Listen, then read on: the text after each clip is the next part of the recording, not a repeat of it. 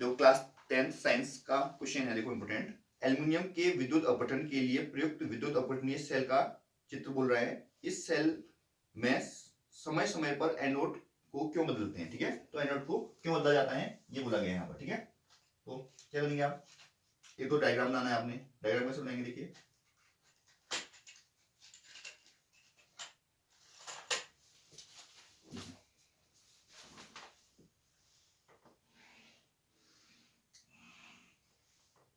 ठीक है, यहाँ पर क्या लगाएंगे, लेयर बनाएंगे इसकी, मल्टीपल लेयर बनाएंगे। जैसे एक लेयर ऐसे बना दी, कोई लेयर बना दी, ठीक है। फिर यहाँ पर एक और लेयर होगी, ये होगा ग्रेफाइट की कॉर्ड बोलते हैं इसको, क्या बोलते हैं, ग्रेफाइट की कॉर्ड, ठीक है। बोलेंगे अपन ग्रेफाइट,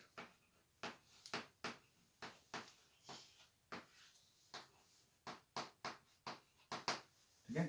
ग्रेफाइट की कॉर्ड होगी जो कि माइनस चार्जेस होगा। माइनस चार्जेस जो होता है वो कैथोड का होता है, ठीक है। ये इसमें माइनस चार्जेस होगा, ऋण आवेशित होगा, प्रोटो बोलो या इसको कैथोड बोलते हैं।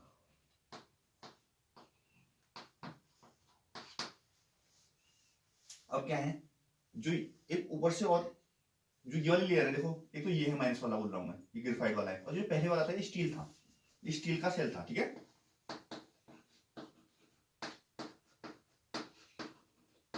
अब क्या होता है, नीचे आपने ना यहाँ पर क्या रखा हुआ है, गली हुई एल्यूमिनियम रखी हुई है, यहाँ पर गलित एल्यूमिनियम बोलते हैं इसको, है ना। ये क्वेश्चन में ही था, एल्यूमिनियम को विद्युत अपघटन था, यहाँ पर लिखेंगे आप गलित एल्यूमिनियम,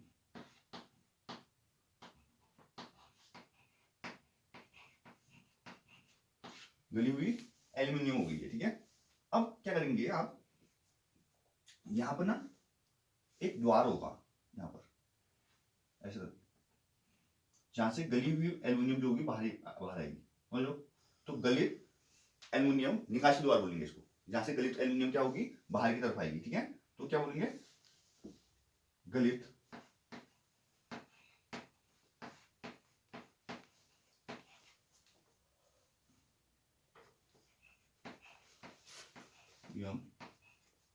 निकास द्वार,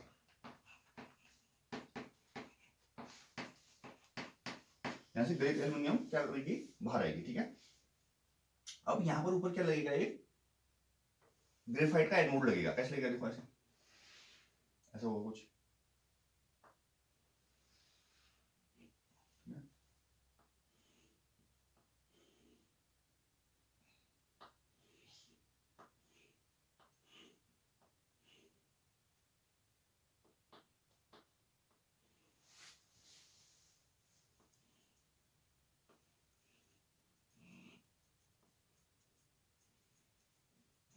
ना।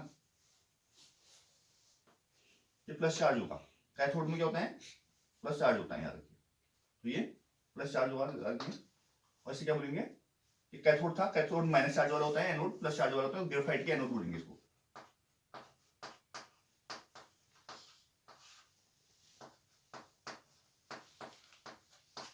ठीक है। तो ये ओवरऑल वो हो गया डायग्राम, ठीक है। गलित एल्यूमिनियम है यहाँ पर, गलित एल्यूमिनियम आपने दिखा दिया ये है, ठीक है।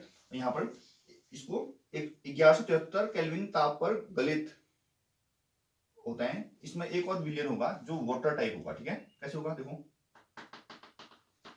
यहाँ पर बीच में एक और लिक्विड होगा, लिक्विड है ना, लिक्विड है, इसको दूसरे कलर से दिखाना पड़ेगा आपको।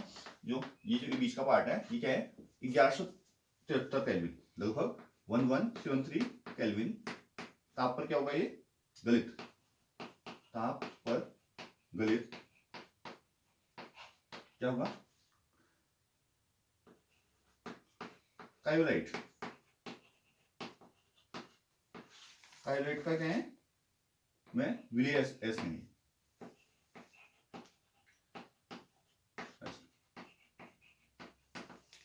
ठीक है। दोबारा समझा रहा हूं, देखो आपको क्वेश्चन था एल्यूमिनियम के विद्युत अपघटन के लिए प्रयुक्त विद्युत अपघटनीय सेल का चित्रण कीजिए, ठीक है। तो हमने क्या किया, सबसे पहले देखो एक ऐसा डायग्राम रहा जिसमें यहाँ पे स्टील की सेल है, ठीक है, और बागल में जो है वो क्या है, बगल का जो बोर्ड है वो ग्रेफाइट की कैथोड है, ठीक है। ऊपर से आपने माइनस चार्ज होता है तो माइनस लगा दिया, ऊपर से क्या लगाया आपने, ग्रेफाइट का एनोड लगाया जो प्लस चार्ज वाला है, ठीक है। और जो बीच में जो ये जो है ये गलित एल्युमिनियम है ना, का वो है गलित एल्युमिनियम है, और यहाँ से जो द्वार है वो गलित एल्युमिनियम का निकासी द्वार है, गला हुआ एल्युमिनियम बाहर निकलेगा इससे, ठीक है। और जो बीच में जो पार्ट है वो क्या है, 1173 केल्विन ताप पर गलित कार्बोलाइट में विलय है, ठीक है।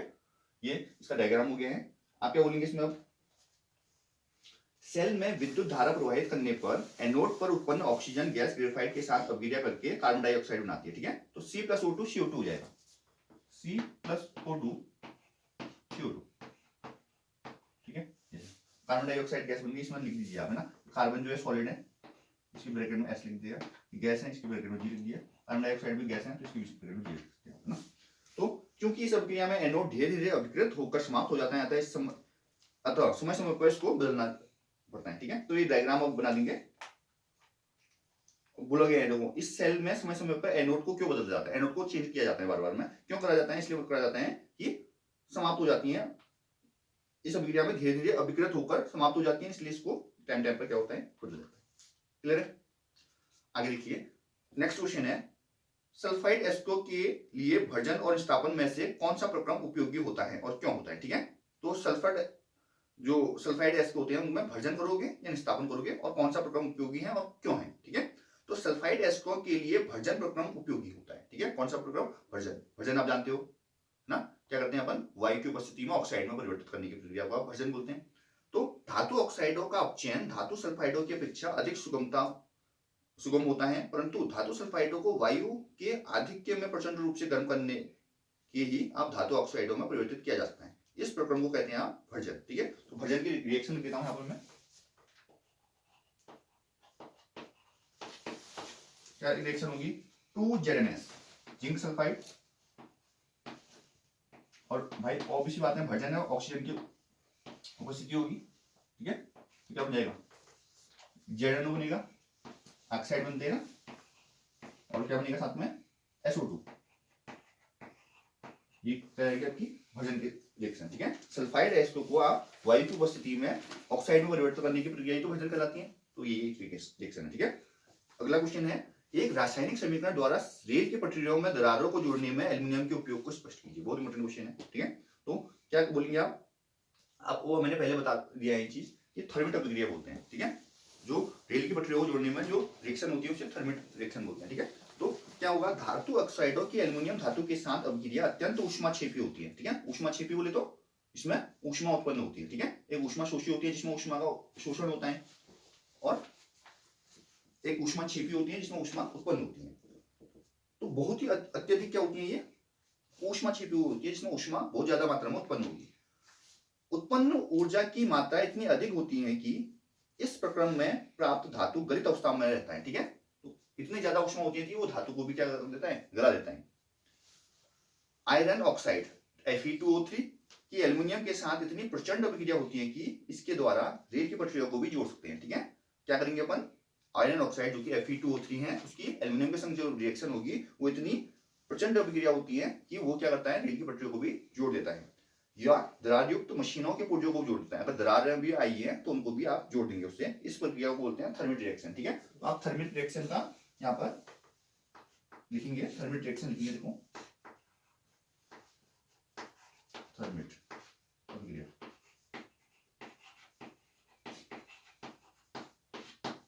क्या होता है, Fe2O3 और साथ में क्या चाहिए, एल्युमिनियम चाहिए, क्या बन जाएगा, पहले तो आयरन, ये लिक्विड फॉर्म होगा आयरन है, लिक्विड गल गया ना, प्लस Al2O3 जो कि क्या है, सॉलिड फॉर्म होगा, और साथ ही साथ क्या देगी इसमें, ऊष्मा आएगी, क्योंकि ये ऊष्मा क्षेपी ऊष्मा उत्पन्न होगी ना, ऊष्मा क्षेपी, क्लियर है, थर्मिट रिएक्शन है ये। अब अगला क्वेश्चन है, देखिए जिंक धातु के एक एस्क का नाम बताइए, इसका सूत्र लिखिए, इस धातु एस्क को ऑक्साइड यौगिक में कैसे परिवर्तित किया करते हैं, ठीक है। तो जिंक धातु के एक एस्क का नाम लिखना है आपने। तो जिंक धातु का जो एस्क होता है वो जिंक ब्लेड के नाम से जाना जाता है, जो ZnS होता है, ठीक है। जिंक का एस्क कौन सा है, जिंक ब्लेड, जिसको हम ZnS से डिनोट करेंगे। और दूसरा पार्ट क्या है इसका, इस धातु एस को ऑक्साइड यौगिक में कैसे परिवर्तित करेंगे। तो आप अगर अयस्कों का ऑक्साइड में परिवर्तन, ठीक है, तो इस अयस्क को वायु की उपस्थिति में भंजन द्वारा आप ऑक्साइड में परिवर्तन करेंगे, ठीक है। तो आपका यही रिएक्शन है भाई, ये रिएक्शन वही है, ठीक है। तो 2ZnS प्लस 3O2 भंजन में ताप देते हुए आप अगर करेंगे तो 2ZnO प्लस 2SO2, यही आपकी रिएक्शन है उसकी, ठीक है। अगला क्वेश्चन है, किसी धातु M के विद्युत अपघटनीय परिष्करण में आप एनोड, कैथोड तथा विद्युत अपघटनीय कैसे लेते हैं, इस क्रिया की व्याख्या भी कीजिए, ठीक है। तो आप क्या बोलेंगे, देखो, कॉपर, जिंक, टिन, निकेल तथा सिल्वर आदि धातुओं का परिष्करण विद्युत अपघटनीय विधि द्वारा किया जाता है, ठीक है। किस तरह किया जाता है, कॉपर हो गया, जिंक हो गया, टिन हो गया, निकेल हो गया और सिल्वर हो गया, इन धातुओं का आप जब परिष्करण करेंगे तो वो कौन सी मेथड यूज करेंगे, विद्युत अपघटनीय विधि का यूज करेंगे। इस प्रकरण में अशुद्ध धातु का एनोड तथा शुद्ध धातु की पतली परत कैथोड का कैथोड बनाया जाता है, ठीक है। क्या करते हैं अपन, अशुद्ध धातु का एनोड बनाते हैं और शुद्ध धातु का कैथोड बनाते हैं, ठीक है। अशुद्ध धातु का एनोड तथा शुद्ध धातु की पतली परत को कैथोड बनाया जाता है। धातु के लवणों के विलयन का उपयोग विद्युत अपघटन के रूप में करते हैं, ठीक है। धातु के लवणों का उपयोग कहां करेंगे आप, विलयन का उपयोग विद्युत अपघटन के रूप में करते हैं। विद्युत अपघटन में जब धारा प्रवाहित की जाती है तब एनोड पर स्थित अशुद्ध धातु विद्युत अपघटन में घुल जाती है, इतनी ही मात्रा में शुद्ध धातु विद्युत अपघटन में कैथोड पर निक्षेपित हो जाती है। विलेय अशुद्धियां विलयन में चली जाती है तथा अविलेय अशुद्धियां एनोड की तली पर निक्षेपित हो जाती हैं, जिसे क्या बोलेंगे अपन, एनोड अपंक, ठीक है, कहते हैं।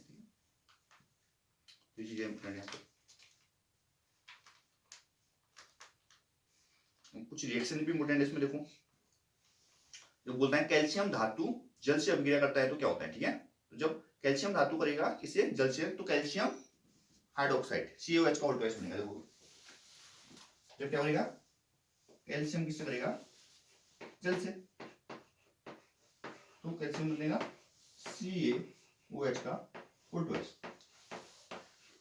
क्लियर है। अब देखो बैलेंस कैसे करोगे, कैल्शियम हो गया, जल की मात्रा दूरी लो, ठीक है, क्योंकि CaOH का उल्टा हो गया वहां पर, ठीक है, क्योंकि यहाँ पर ऑक्सीजन 2 चाहिए ना, तो इसलिए यहाँ पर बैलेंस करेंगे। बाद में हाइड्रोजन बढ़िए तो 2 हाइड्रोजन कर दो।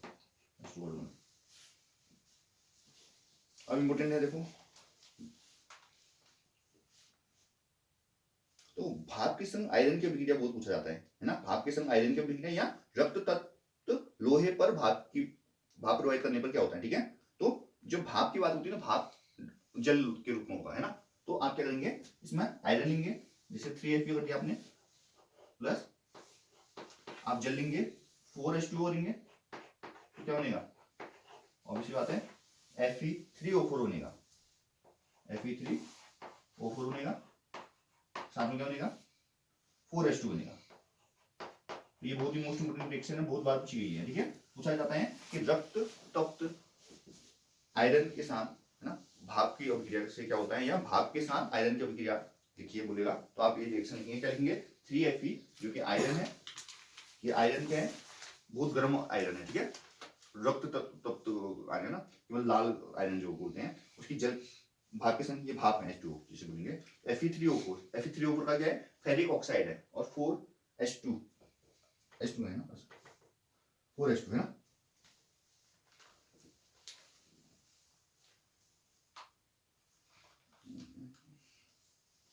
अगर एल्यूमिनियम के भाप के संग बोलेगा तो, है ना, तो सेम ऐसा होगा, देखो, अगर एल्यूमिनियम के भाप के संग बोल देगा आपको, एल्यूमिनियम हो गया, एल्यूमिनियम के भाप 2Al, भाप में तुम H2O ही लेना है आपने, तो आप लेंगे 3H2O, समझ जाएगा। यहाँ पर रहेगा Al2O3, aluminium oxide Al2O3 plus hydrogen gas मिलेगी 3H2,